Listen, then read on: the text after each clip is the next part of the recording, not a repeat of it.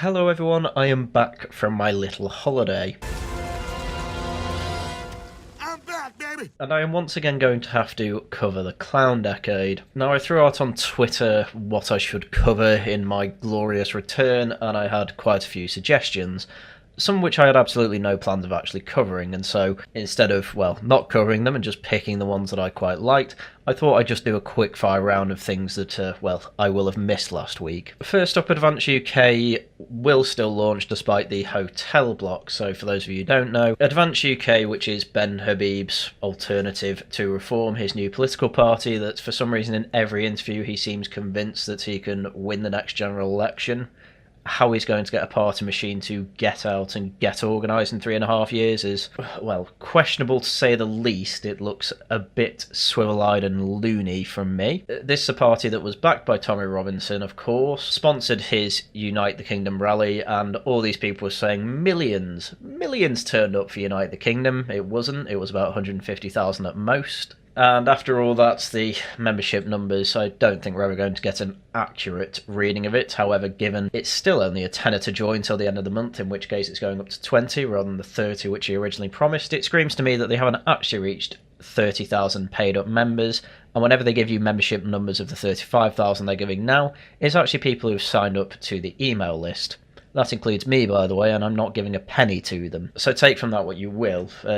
Obviously, the launch largely went without a hitch. He managed to fill up the pub with about 200 people. I'm just going to be honest with you, this looks like about the same amount of people as your average branch meeting, and this is obviously a national party. Not to take away, he does seem to have filled up this pub, at least from this angle, having to get people to the upper floors. However, whether you will be seeing them standing people in all constituencies is beyond me. They're trying to get into Northern Ireland as well, and that's quite an odd position to take because Northern Ireland very much has their own politics, and I think coming over from Britain to try and get involved there will be a bit difficult, but Ben keeps assuring us that he has plenty of friends in Northern Ireland, so what do I know? The only other thing I'll mention is that Ben Habib in his speech tried to claim that, or he tried to insinuate, sorry, he didn't actually claim this, but he insinuated that it was right-wingers who were trying to cancel him and stop him with the original venue. It's a Labour-run council, Ben. I think they just really hate the fact you're supported by Tommy Robinson. I think we'll leave it there anyway. That's all I have to say on it. Ben Habib launched his party. And what else is there to say? Because a much more interesting thing was going on in Newcastle on that day, which is that Nick Tenconi's UKIP party was having a march there against mass migration and full mass deportations with a load of crosses yet again and a load of flags. Not against this in principle, but Nick Tenconi has a habit of doing very, very silly things in public, such as, effectively trying to poke the leftist bear by doing a Musk salute recently, along with saying that people like David Lammy should be deported. Basically saying things to try and get him in the headlines. Anyway, this saw UKIP appear to be at this point, and they just do marches in some towns around Britain. Mainly because, like with most alternative right-wing parties that are very small, they're basically a grift. They're basically a money-making machine for the people at the top. And they effectively beg for things like this. Stand up to racism. Today in Newcastle we stood united and drove back the fascist attempt to march on the hotel terrorising refugees. A glorious 3,500 anti-racist and anti-fascists showed up. In action, we are the many, and our streets will not be left to Tenconi's 300 fascists spouting racist and hate and violence. Cool, I have no doubt in my mind that the actual number was less than 3,500 and that there were actually more than 300 quote-unquote fascists, which Nick Tenconi isn't. I'm not going to have that, but I wouldn't be shocked if you already knew that. But ultimately, the thing I find really funny about this is that this was happening in Newcastle, this Stand Up to Racism versus UKIP.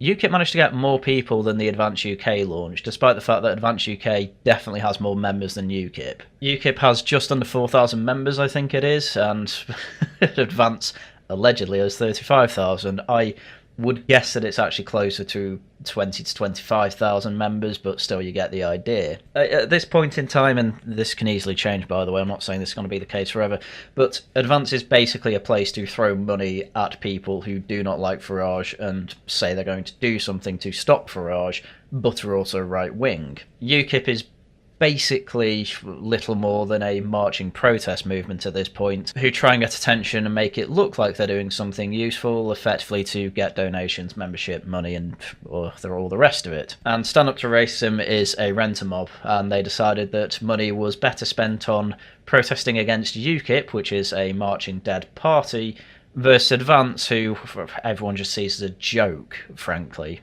Anyway, that'll do for that. Anyway, on to things that actually matter. Reform UK has announced it would abolish the right of migrants to qualify for permanent settlement in the UK after 5 years if the party wins the next election. Under the plans, migrants would need to reapply for new visas with tougher rules, and Reform would abolish indefinite leave to remain, which gives people rights and access to benefits. Reform also said it plans to bar anyone other than British citizens from accessing welfare. The party claims their plans would save $234 billion over several decades. Now, important to note that where that figure comes from, which is the Centre for Policy Studies, have effectively stepped back from that figure, saying that they overestimated it.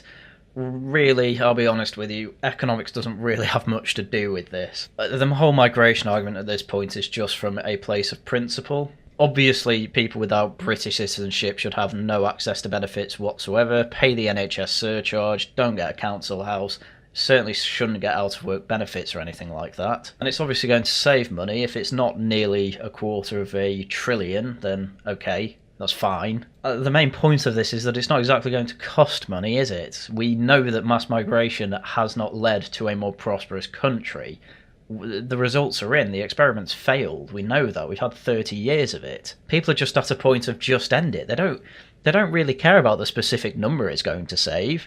We know it's going to save money. Probably a lot of it.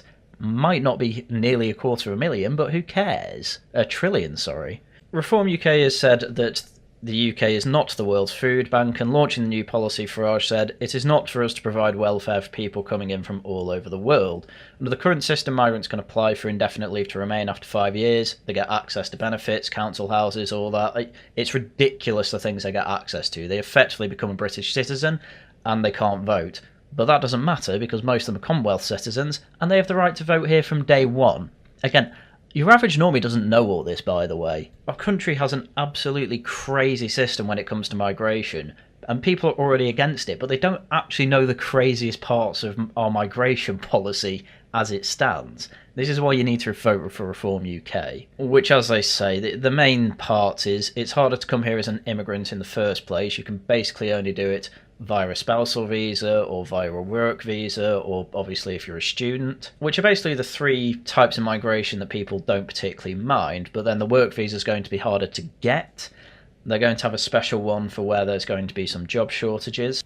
Possibly healthcare, because everyone loves the NHS and wants healthcare at the absolute tip top of priority. If that's the one area we're getting thousands of migrants, so be it, but they will slowly try and obviously wind that down while they skill up British citizens to fill those roles instead. I'm fine being patient on that particular sector. When it comes to other sectors, you basically have to work your way in there, actually be valuable. And I hope that they are still going to have that extra tax for hiring foreigners, in which if you hire a non-British citizen and you do have them over on a work visa, you have to also pay an extra tax per employee. This is all obviously going to massively reduce initial migration. And then when it comes to the Boris way of getting indefinite leave to remain, yes, 2029 is going to be too late. You have Labour obviously saying that they're going to extend indefinite leave to remain to a 10-year window. Reform said they're only going to make it 7, and everyone says, oh, they're not going as far as Labour. Yeah, well, Labour aren't making all these changes to initial migration anyway. If you manage to have a job here for 7 years that is highly skilled or necessary, one that's probably going to be immigration in the tens of thousands gross, net are actually probably going to have a net outflow, thank God. Not everyone's going to manage to have a job here for 7 years that is of that capacity, but if you do, you can apply for citizenship. Because that's the thing, it's 7 years, not to get indefinite leave to remain, it's 7 years to become a citizen. Whereas, at the moment, with Labour and Tories, they're saying, have it 10 years for indefinite leave to remain. They're still keeping indefinite leave to remain, which is ridiculous because you can still access welfare as a non-British citizen. So, the arguments around that were just crazy. But anyway, this is good policy, really good policy, by the way. My favourite by far, and I was very annoyed I couldn't make a video on it at the time, but, well, here I am catching up. Another important point before I move on, actually, this popularised the term Boris wave. It was already popular in online circles, obviously, but then Reform picked it up, use it in an official press conference, and then you had a whole load of articles trying to explain where the Boris wave came from. 4chan comes up, obviously Twitter come up, they call them the alt-right, things like that. It's quite simple where it came from. There was a Twitter account called Mithras, which unfortunately is deactivated now. It's then popularised by people like Max Tempers and Drupka Kunli, who are basically the only two online right accounts, as far as I'm concerned, that actually matter. And it was so fitting to use that as recent migration descriptions, and is also a direct attack on the Tories and Boris Johnson because he was a terrible Prime Minister, that yeah, it just stuck. And I know I'm very cynical about the online rights not really meaning anything and not really being any sort of British right-wing discourse. They obviously influence it to some degree, and it's usually one or two things like that from two very specific accounts that matter. Everyone else, as far as I'm concerned, doesn't. So well done then, Mithras, you will be missed. Anyway, we had the whole Tylenol, pregnant women and autism debate. It's all very silly as far as I'm aware. Taking paracetamol is actually safe for pregnant women, from everything I can tell. I'm very, very, very cynical of online right. Health nuts, they're wrong about seed oils. That all basically comes from one American right-wing grifter, by the way. Taking paracetamol doesn't seem to have much of an effect on pregnant women. I mean, let's be real, they've been taking paracetamol while pregnant for quite some time. Why has autism gone up? I think it's because generally women are having kids later in life, which does have a link to autism that we know of. It's also overdiagnosed, but anyway, obviously Nigel Farage is quite a big ally of Trump, and so he was directly asked about this on LBC. I do think individual countries should have their own debates and make their own health decisions, so I wouldn't follow what Mr Kennedy's department does. I'd listen to what they have to say, but I wouldn't follow it.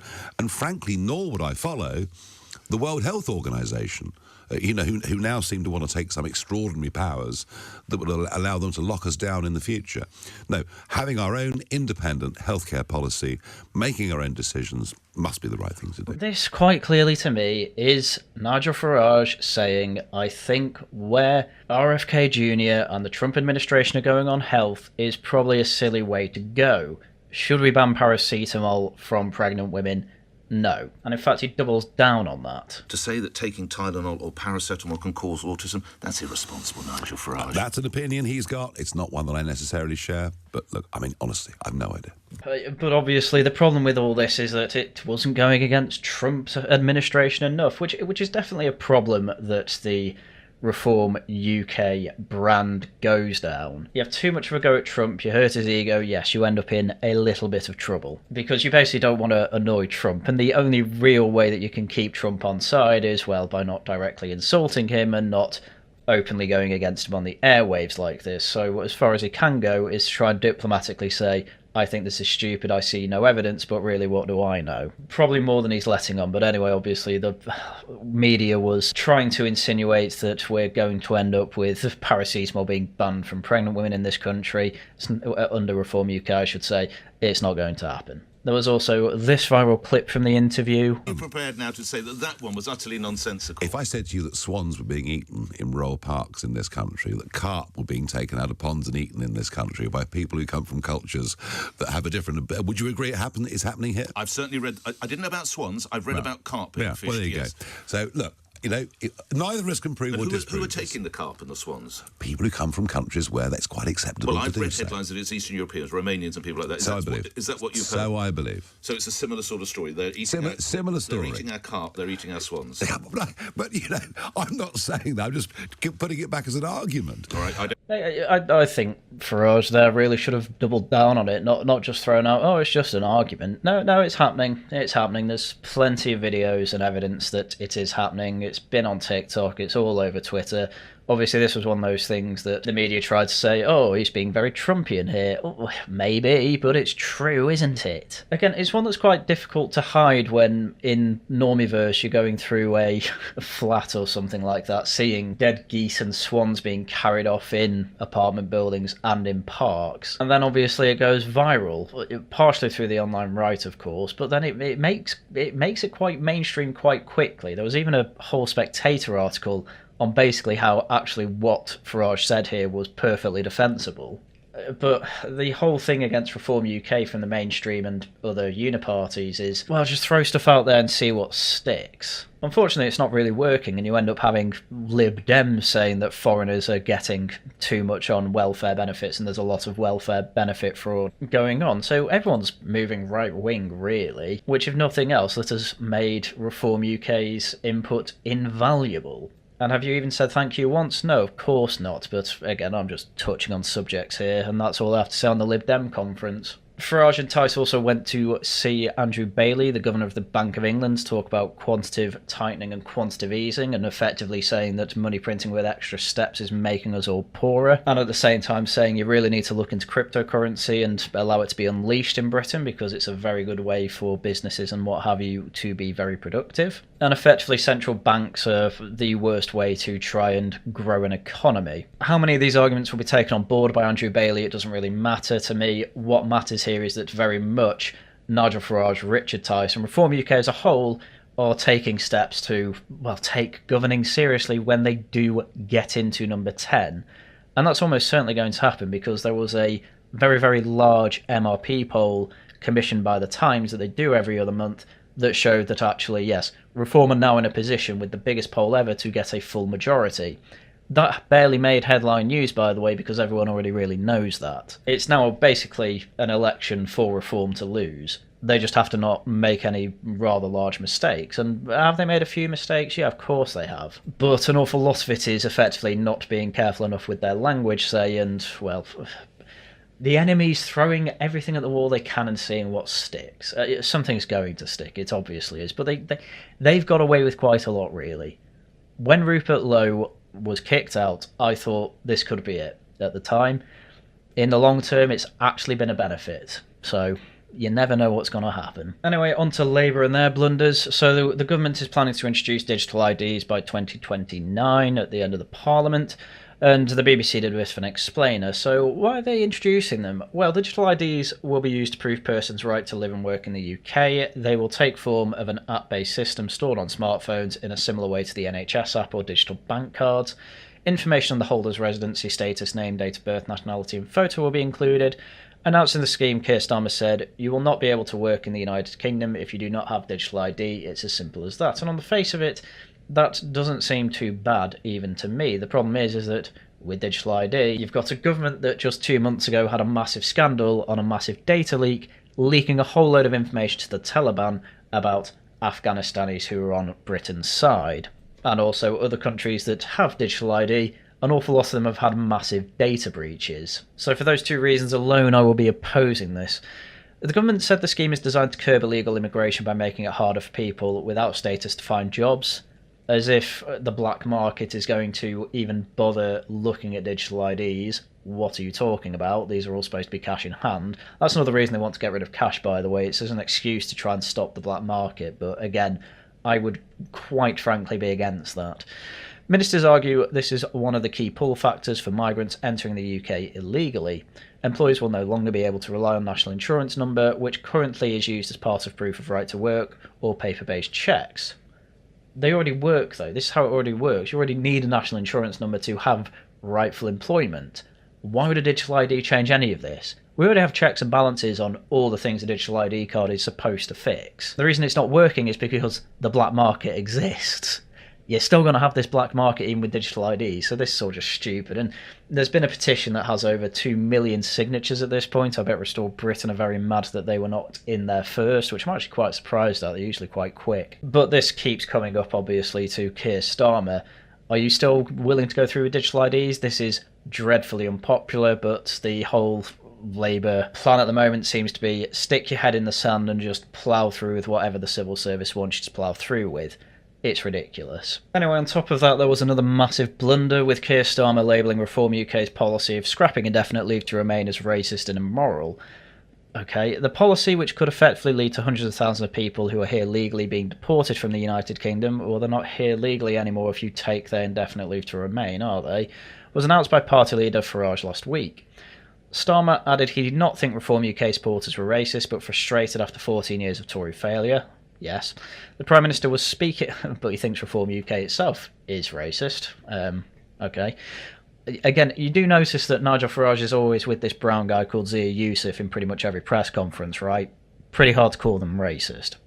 The Prime Minister was speaking to BBC as Labour conference got underway against a backdrop of questions about his leadership and sliding poll ratings. Oh, that's another hilarious thing. More than half of Labour members want a different leader than Keir Starmer.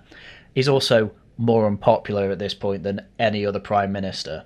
So, genuinely quite amazing to me he's still in there. And there's even more, by the way, that we're going to go through shortly about how it's just going to be completely untenable for Starmer to stay in position. There's a whole slush fund that was covered up problem that we're going to get into. Anyway, Keir Starmer's specific words: I do think it's a racist policy to end indefinite leave to remain. I do think it's immoral. It needs to be called out for what it is. This, by the way, is Keir Starmer saying this while their party literally plans to extend the ILR window to 10 years rather than 5. He added, it's one thing to say we're going to remove illegal migrants, people who have no right to be here. I'm up for that. Well, you're not doing a very good job of that. It's a completely different thing to say we're going to reach into people who are lawfully here and start removing them. Oh, they can go by themselves. They just won't have a right to be here, and they can reapply, by the way. This is a massive thing that people are missing. If you are here, but you are legally working, then yes, you can apply to legally stay here. But also, on top of that, you're no longer getting benefits. Apparently this is all racist, by the way. Apparently it's racist to say people who are here under stupid laws is ridiculous and you are not allowed to change that law, despite the fact that Labour, yes, are going to change the law to extend indefinite leave to remain to be a 10-year rather than 5-year window before you can apply. That's not racist, but, taking it off people is. Even though the Secretary of State can legally take it off people. Like, that's actually in law. Indefinite leave to remain can be revoked. It doesn't have to stay on a person forever. There are neighbours, people who work in our economy. More than half of them actually aren't. They're part of who we are. It will rip this country apart. Foreign nationals who have no interest in becoming citizens, but who are interested in staying here for the benefits, just part of who we are. Can't get rid of them, can't do anything about them. It's just the way it is. Sorry, but the point of reform is to reject that completely. So thank you for letting me know that my support for this party is well and truly justified, Mr. Starmer. I hope you're enjoying your last few months in your position before we get, Wes Streeting, possibly Andy Burnham. Who knows? Oh, that's another thing. Andy Burnham's trying to become Labour leader quite openly, and he's going to have to become an MP to do that. And to do that, he's going to have to win a seat in Manchester, and there's no such thing as a safe seat anymore. So guess what I'm going to be doing pretty much every weekend when it comes to that by-election? Yes, I'm going to be trying to make sure I can do everything in my power to get a Reform candidate elected. Anyway, after calling everyone who wants indefinite leave to remain gone racist, even though even the Adam Smith Institute was pushing that a few months ago, Labour policy seems to be actually open the floodgates to EU migration again. Rachel Reeves has pushed for an ambitious youth migration deal with the EU in a bid to improve the outlook of public finances ahead of the autumn budget. Yes, the only reason they are trying to open the floodgates to the EU is so that the OBR can say, yep, you've got a bit of fiscal headroom again. The Chancellor this is instead of raising taxes, by the way. Your options either raise taxes or open the floodgates to EU youth. Great. The Chancellor told you can't cut anything, by the way. That's the reason. You should be able to cut, well, an awful lot of things in government, benefits, the civil service, but no, you're not allowed to do any of that because Labour have been absolutely tied around the ankles when it comes to cutting anything because their backbenchers are mental socialists. The Chancellor told The Times that an exchange scheme for young workers would be good for the economy, growth and business.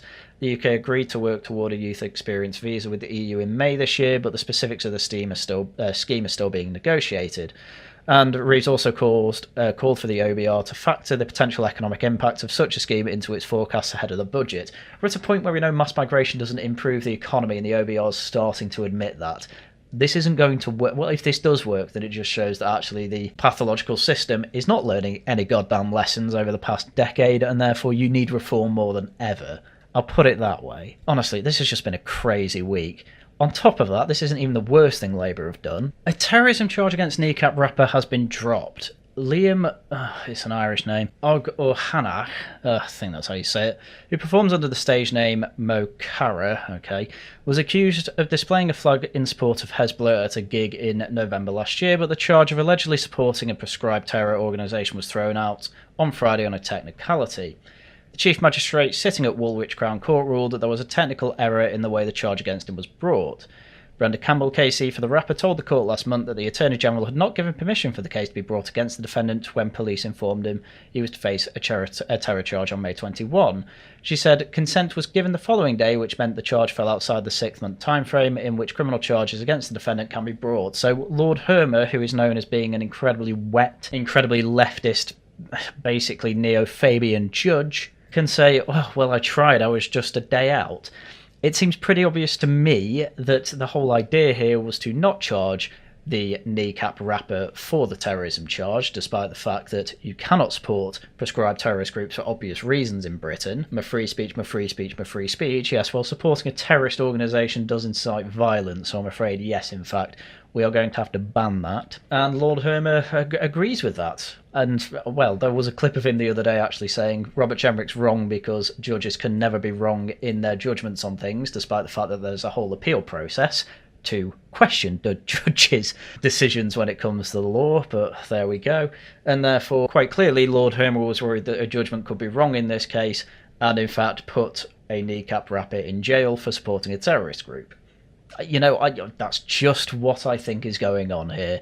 I could be wrong, but I'm so cynical about these people at this point that that's what I think is going on here. And a lot of other people do too, for obvious reasons. Anyway, that's still not the worst thing about Labour. There's a whole investigation done by The Times with Labour activist, by the way, Dan Needle, who has said when Starmer gave a field to his parents, he used a life interest trust, and this meant that as its value grew from 20,000 to 300,000, it was outside their inheritance tax estate. Long story short, for some reason, I have no idea why, but Keir Starmer bought a donkey field. It's literally described as a donkey field for about £20,000 in the late 90s, I think it was. Then put that into a trust for his parents to use. So it was technically his parents, but on all the paperwork, it was Keir Starmer's name. They just put it into a trust so that when they died, he basically got it back for no inheritance tax whatsoever. And therefore, he's dodged inheritance tax while he's making farmers pay inheritance tax. And while, of course, the average Labour thing to say is, oh, if you're dodging tax, then you're basically killing people because that money can go to the NHS. Also, how's a field managed to get over 10 times its value in 23 years? That's another problem we have here. I believe when Starmer's been asked on this, he has actually denied that there ever was a trust, but, well, this is just raising further questions as far as I'm aware, so this is an ongoing story, but this isn't the only problem that Labour have with money at the moment, because as Dan Hodges writes in the Daily Mail, don't talk about Fight Club, and if Morgan McSweeney, the Prime Minister's Chief of Staff, heeded the words of don't talk about Fight Club, the donation scandal currently engulfing Downing Street may have swirled into the Westminster sewer unnoticed. But he didn't, and at the latest revelation from this paper, Starmer is now drowning beneath a tide of sleaze. There are leaked messages from a WhatsApp group of senior Labour MPs and peers with close links to McSweeney's shadowy lobbying group Labour Together that are damning and unequivocal. They demonstrate it was in open knowledge within the Labour Party that a secret slush fund was being used to propel Keir Starmer to leadership, and they show the vehicle that carried him there was Labour Together. And they prove the claim from government sources that neither Keir nor his leadership campaign accepted monetary or in-kind donations from Labour Together during the leadership election. That's just a straightforward lie. It was happening. We know that from the leaks. But we don't actually need leaked messages to tell us that, because an even better source for the revelation Morgan McSweeney breached the law and strict parliamentary regulation as he guided Keir Starmer to number 10 is Morgan McSweeney himself. When he first took control of Labour Together, McSweeney's imperative was secrecy. His plan was to use the organisation to destroy Corbyn and install a suitably moderate and malleable figure as his replacement, and selected Keir Starmer. Cool. But for it to succeed, he had to keep his true intentions hidden, both from the vengeful Corbynites and the MPs who were normally in charge of what they thought was a relatively innocent Labour think tank. Last week I met with a senior former member of Labour Together board. It was all smoke and mirrors. They were using us to be the face of the organisation above the line, but below the water they were plotting something else, and we were all played for suckers. So hundreds of thousands of pounds were donated to Labour Together to effectively launder the money that was then funnelled directly into Keir Starmer's leadership campaign. This breaks parliamentary rules, this breaks the law, and I assume pressure is going to keep on this because Keir Starmer is incredibly unpopular. But then again, the left wing are really bad at politics and keeping on top of things like this. This could bring Starmer down. There's a lot of things that could bring Starmer down.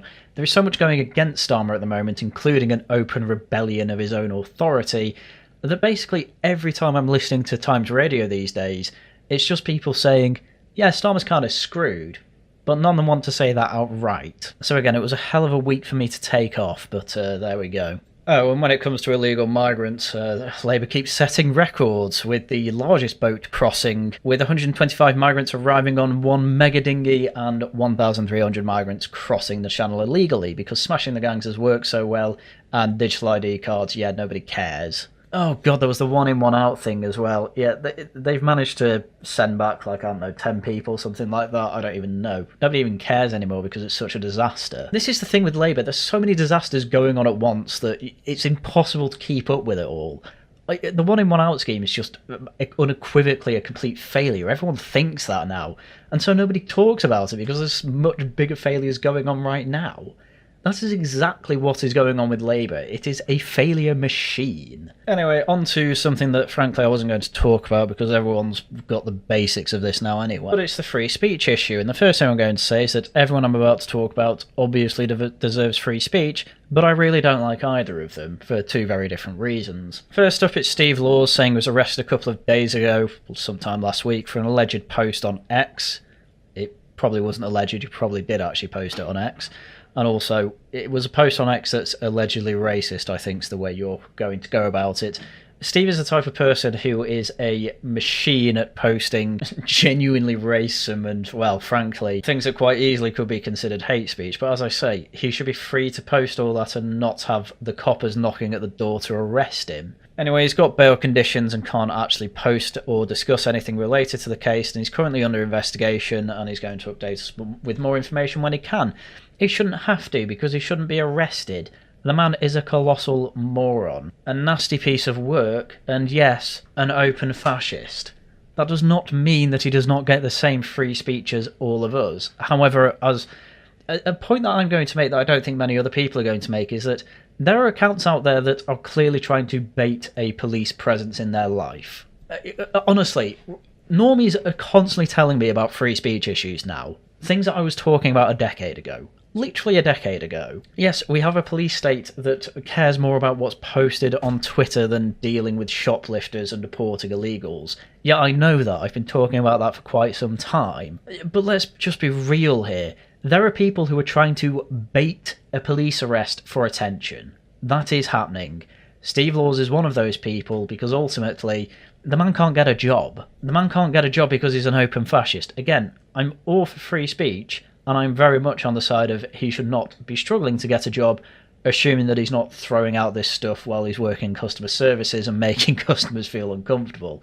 I doubt that's happening. But ultimately, what's a really good way for right-wingers to get attention and sympathy? It's to get arrested. Do I believe he got arrested? Yes. Do I believe he's got these bail conditions? Yes. Do I believe that he was hoping for this? Also yes.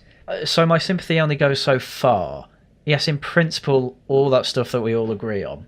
But realistically in this situation, it's really odd behaviour for years to go on about how we live in a police state and how the snatchers will turn up on your door to arrest you over things you've said, and then basically hourly send out tweets that are obviously going to get people knocking at your door. The only thing I've got in my mind is, how did it take this long? It was always a matter of when, not if, with Steve Laws. So, as I say, My sympathy only goes so far, but there is some sympathy there. As I say, I don't like the guy, but that doesn't mean that he can't have free speech like the rest of us. Anyway, the much bigger arrested for tweet story was from Northern Variant, who is also known as Pete North. This is a man I hate for a very different reason. Pete North is just a complete and utter moron who joined the Homeland Party that I've covered a few times on this channel. Somehow didn't realise it was full of neo-Nazis, despite literally everyone who was in favour of Homeland being some level of neo-Nazi, and then it all falling apart because they tried to get rid of neo-Nazis and the party fell apart and really doesn't have too much support or membership anymore because it was full of neo-Nazis who wanted a neo-Nazi party. Somehow a few people missed that. There's people in the Tory party, by the way, that moved directly from the Homeland Party and were like, oh, I just didn't realise it was full of neo-Nazis. These people are complete buffoons and should be nowhere near your political movement if they don't notice that. Pete North is one of those people, but he's a man who writes massive amounts of essays because, as will be a shock to absolutely no one as was revealed in this whole episode, he's got a form of autism, and I don't know where he is on the spectrum, but, well, I mean, it makes him hyper-obsessed with some subjects, and hence he writes big, long essays about them, but from everything I've read of them, they're largely useless. Does that mean he deserves any of this? No, of course not, but I do have quite a few things to be critical of Pete North here on.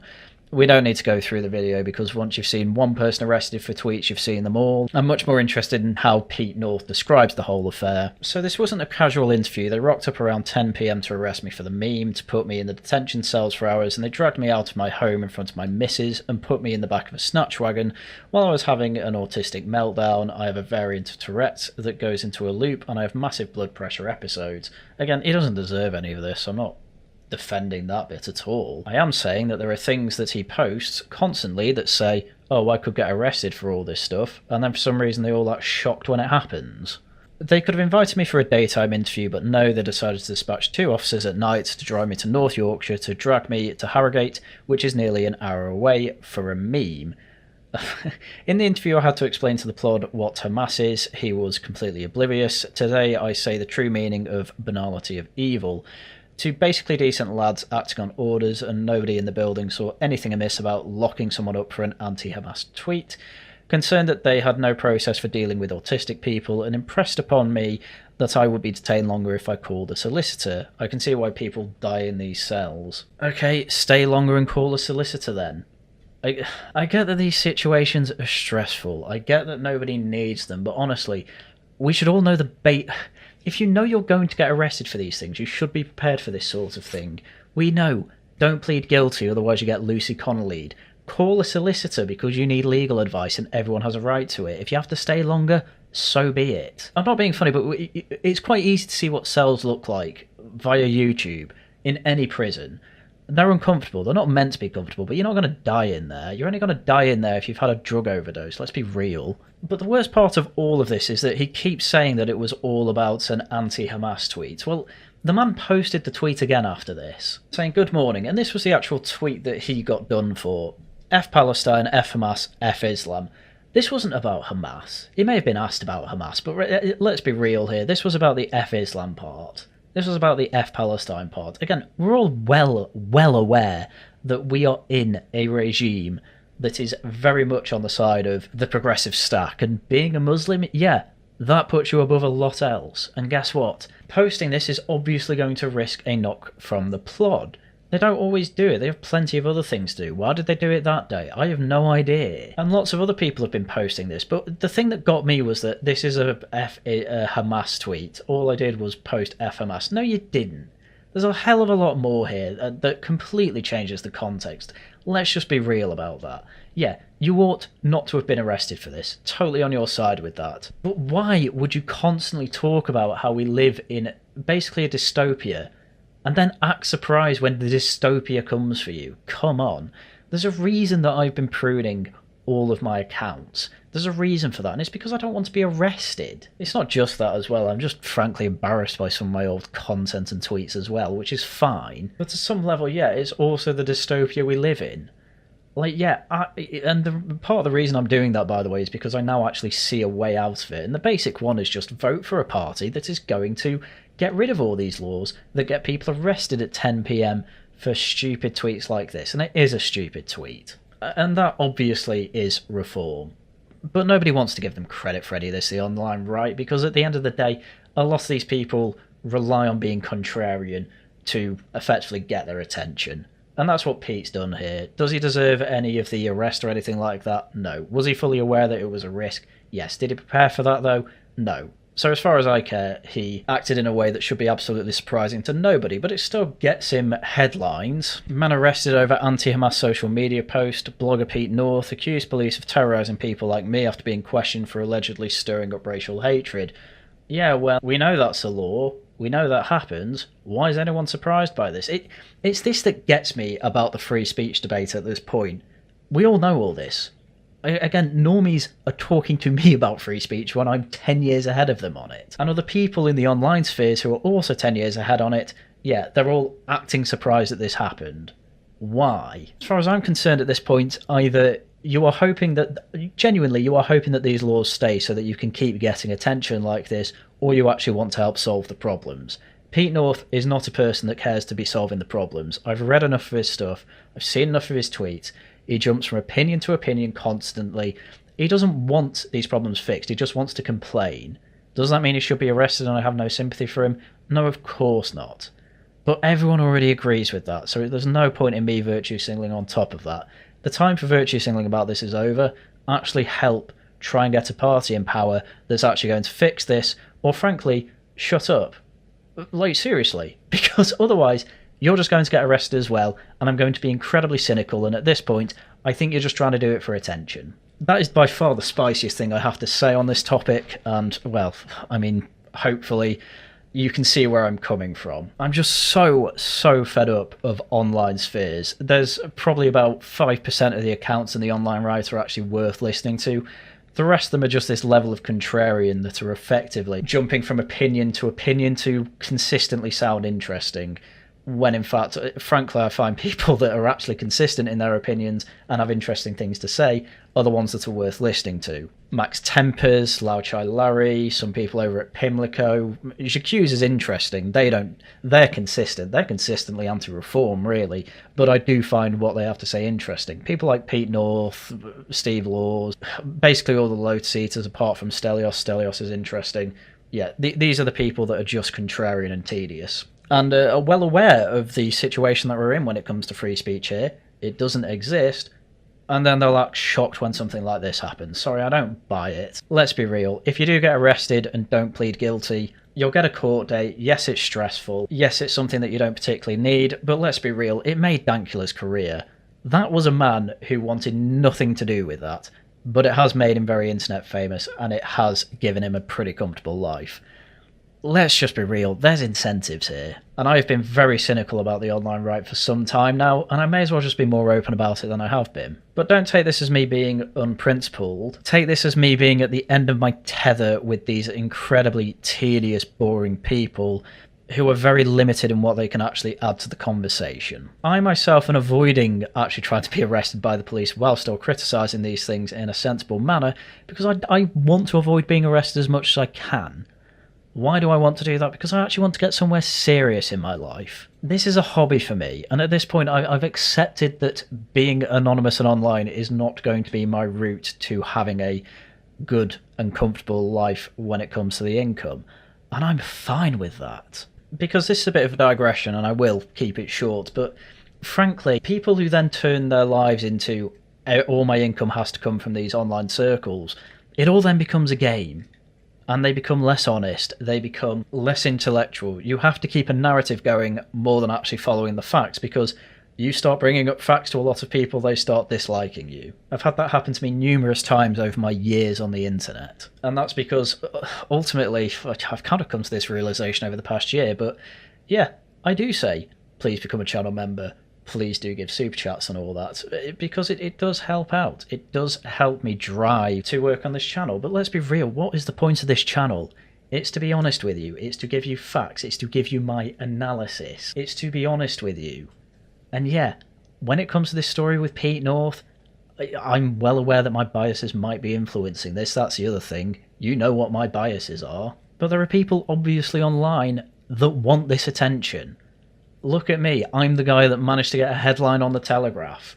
I must be somewhat important. It drives people to do these things. This is the incentive. And yet, it's not even necessarily for monetary gain, though I'm sure they do get some monetary gain from this. With Twitter especially, it's just the amount of likes you get and the amount of retweets in support of you get. That's what people really do drive for. And me, I don't particularly care about that. I guess partly because I have much more things going on in my real life. Again, this is a hobby.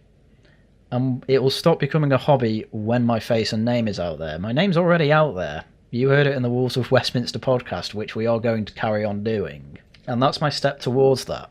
Because frankly, I want to be much more sensible than a man who joins a neo-Nazi party and then is surprised it's full of neo-Nazis.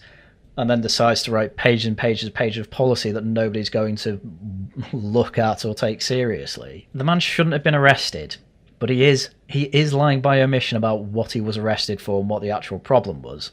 And then after that, he's posting it again. It's really odd behaviour from someone who would want sympathy. Hence, I'm only giving him limited amounts of it. Anyway, after all that, there is one topic that I was only going to make the video on, but people asked for other topics, so I covered them. But by far, this last one is the most important topic that I am going to talk about. So there's been a man charged with arson at Labour MP's office block. This just didn't really make the news, from what I could see. This didn't even make front page headlines. This, for some reason, was only a local front pager. A fire broke out at Sharon Hodgson's Washington office near Sunderland in the early hours of Thursday. A joke I heard on Times Radio was, "This arson attack happened in the north, therefore no one cares." Sorry, but this is yet another attack on our parliament and democracy. Nobody should be having arson attacks like this, and MPs especially shouldn't, yet here we are. I want to do a whole video on this, just on how radio silent it's all been. This is almost normalised. Attacks on MPs' offices, attacks on MPs as well, all of them having to up security, by the way. Everyone's just got used to it. Talk about dystopia Britain. Yeah, the police coming up to people's doors, knocking on the doors saying you've put hurty words online. Yeah, dystopia. Our MPs are being indirectly and directly attacked. It feels almost weekly at this point. I've covered it so many times, and now it's at the point where, oh yeah, MP office burned down, yeah, put it on like page 4 or something. Excuse me? Sorry, but this is the type of story that you hear as an entire regime is collapsing, which, to be fair, it is. But I think we should be much more worried about this than we are, and everyone just seems radio silent on it, and I find that deeply, deeply disturbing. So a man has been charged with arson after a fire at a building containing the offices of Labour MP Sharon Hodgson. The blaze broke out at the Washington and Gateshead South MP's constituency office just after midnight on Thursday, Tyne and Weir Fire and Rescue Service said. This was actually 2 weeks ago, and so you can also blame me for ignoring this up until now. But anyway, Joshua Oliver, 28, with no fixed abode, has been charged with arson, and he will appear at Newcastle Magistrates Court on Saturday. Spokesperson for Hodgson said she will not be deterred and will continue to support her constituents. Very good. As well as the MP's offices, charities and businesses also operate out of Vermont House in Washington near Sunderland. The fire service sent 7 appliances to the scene, which is the Concord area of the town, and no casualties were reported. And this as well is probably why I didn't make the news. Oh, no one died, no one injured, who cares? Sorry, but these direct attacks and disruptions on our democracy, yes, they are very, very, very bad news, and I think they're only going to escalate. And you might be wondering, well, what was the motive for all this? Well, obviously we won't know till the court date, but if you want a hint of what that could be, there was graffiti on the side of the building for about a year saying 328 days, blood on your hands, referring to the genocide in Gaza, as they'd call it. It's possible it's to do with that, though the man who has been charged, obviously, he has a very British name, Joshua Oliver. So whether it's a mad leftist or whether it's, I mean, he had no fixed abode, it could be a homeless guy just starting a fire for the fun of it, who knows? But the fact that this attack on an MP, which is what this was, is barely being reported, I find that quite disturbing, to be quite honest with you. It's the sort of thing that we should very much be putting at the front page to simply say this stuff shouldn't be happening and it's getting very worrying now, but well, nothing really changed after Joe Cox was murdered. Nothing really changed after David Armess was murdered. I suppose why should I expect anything different to happen when an MP's offices are burned down and it doesn't even really make the news? I don't know, but I find that most disturbing of everything that I have been covering in today's video. But with that, I will leave it there. So with that, thank you very much for watching. The plan for this week, of course, is videos out as and when I can make them.